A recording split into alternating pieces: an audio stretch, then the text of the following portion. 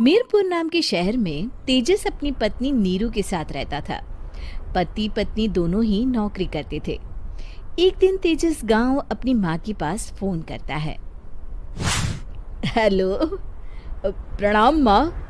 जीते रहो माँ, तुम दादी बनने वाली हो हैं? अरे वाह, ठीक है बेटा, मैं कल ही आती हूँ। जब माँ जी शहर पहुंची तो बेटे बहू ने बहुत अच्छे से स्वागत किया। लीजिए माँ जी, चाय। अरे गर्मा गर्म पकोड़े ले आओ माँ के लिए। नीरू रसोई में गई और 2 मिनट में ही पकोड़े ले आई। जी ये लीजिए। बहू जादू से बनाए हैं क्या? अभी तो रसोई में गई थी। यम्मी। माँ जी, शीला रसोई में पकोड़े तल रही है, मैं बस लेकर आई। हे भगवान, मेरा धर्म भ्रष्ट कर दिया तूने। अब तो गंगा जल से शुद्धिकरण करना होगा। दूसरे दिन, माँ जी मैंने नाश्ता बना दिया है, ऑफिस जा रही हूँ। पर अभी तो घर का सारा काम पड़ा है।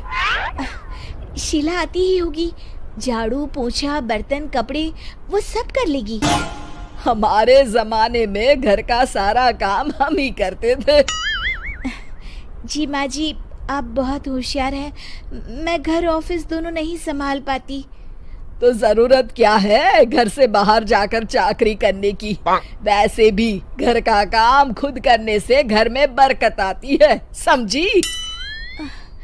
पर माँ जी।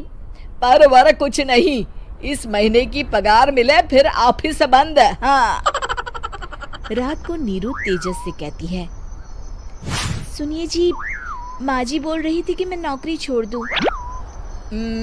वैसे ठीक ही तो है, अभी तुम्हें आराम की जरूरत है। फिर भी आराम कहाँ, शीला को छुड़ाने के लिए बोल रही थी। तो अब 24 घंटे में इतना काम तो कर ही सकती हो। पर जॉब पसंद है मुझे, घर पर मन नहीं लगेगा।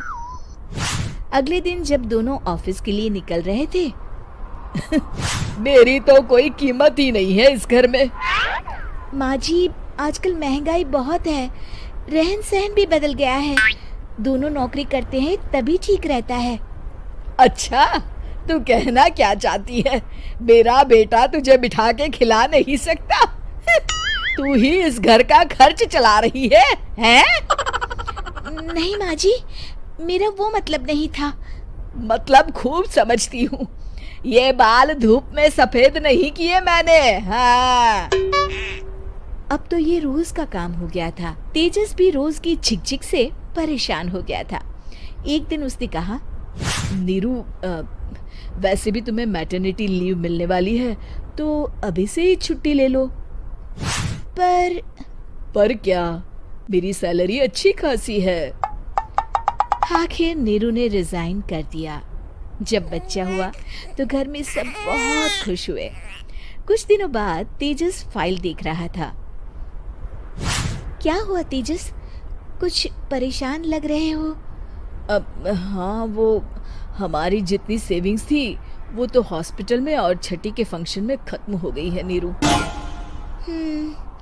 और अभी वैसे मंदी चल रही है तो मैं बोल रही थी कल मुन्ना को हेपेटाइटिस का टीका लगवाना है।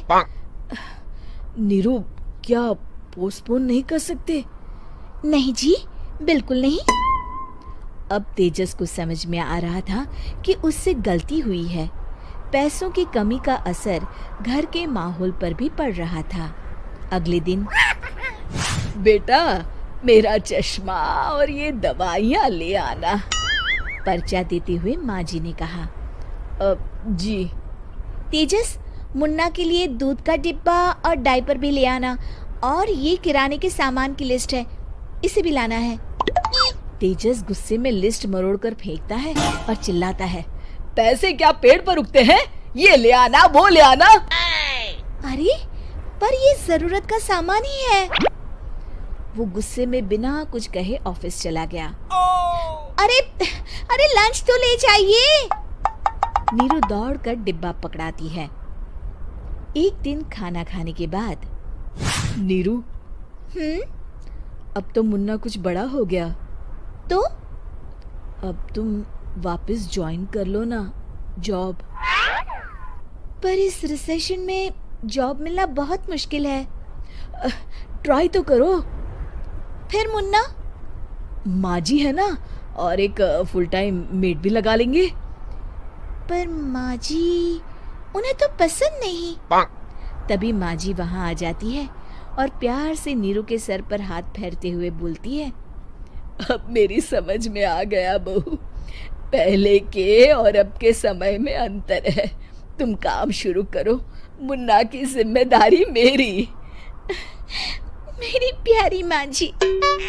ये कहकर नीरू उनके गले लग गई। शिक्षा, परिवर्तन संसार का नियम है, हमें भी समय के साथ चलना चाहिए। उम्मीद है कि आपको हमारी ये कहानी पसंद आई होगी। कृपया हमारे चैनल को सब्सक्राइब करें और सभी अपडेट्स के लिए बेल आइकन जरूर क्लिक करें। और हाँ, वीडियो लाइक और शेयर करना मत भूलिएगा। Bye bye.